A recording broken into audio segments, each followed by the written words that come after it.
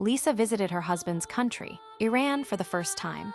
She was an American woman, excited but nervous to meet his family. Right after they got off the plane, her in-laws handed her a long black robe called a Chador. All the women in the streets wore the same thing. Lisa felt strange and asked her husband, "What happens if I don't wear this?" He said, "You could be arrested." Lisa was shocked. She tried to follow the rules, but even a small mistake, like a bit of her hair showing, brought big trouble. Some angry guards stopped her, yelling and pointing guns.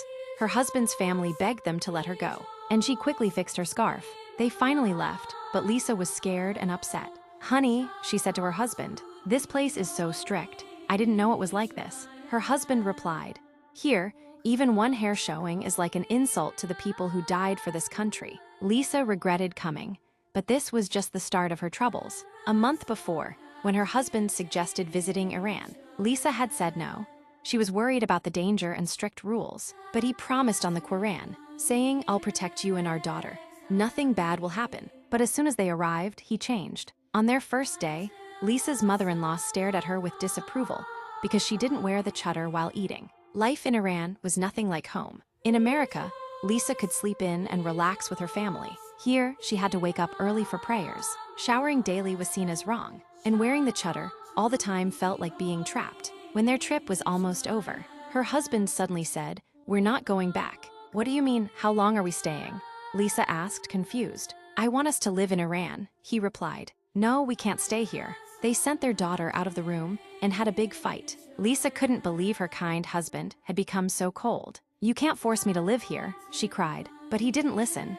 He took her passport and money. Lisa ran to the living room to tell his family what he had done. Instead of helping her, they yelled at her and blamed her for not obeying her husband. Her husband just stood there, watching silently. The truth was, he had struggled in America. People ignored him, he lost his job, and he felt like an outsider. But in Iran, things were different. People respected him. He had power again, and he wasn't going to let it go. But Lisa wasn't giving up. She secretly called her mom back in America and learned there was no American embassy in Iran. So one night, while everyone was asleep, she took her daughter and ran to the Swiss embassy. At first, the staff were kind, but when they found out her husband was Iranian, their mood changed. "If you marry an Iranian man, you become an Iranian citizen," they told her. "You can't leave without his written permission. And if you divorce, your husband gets the child. That's the law here. We're sorry, but you must go back." Lisa was heartbroken. She had no money and no place to go. So with no choice, she returned to her in-laws' home. Her husband didn't believe her excuse about just going for a walk. Instead, he beat her badly. And Lisa realized this was more than just a visit gone wrong. This was a trap. Title: Not Without My Daughter. Please comment next and follow me for more recap.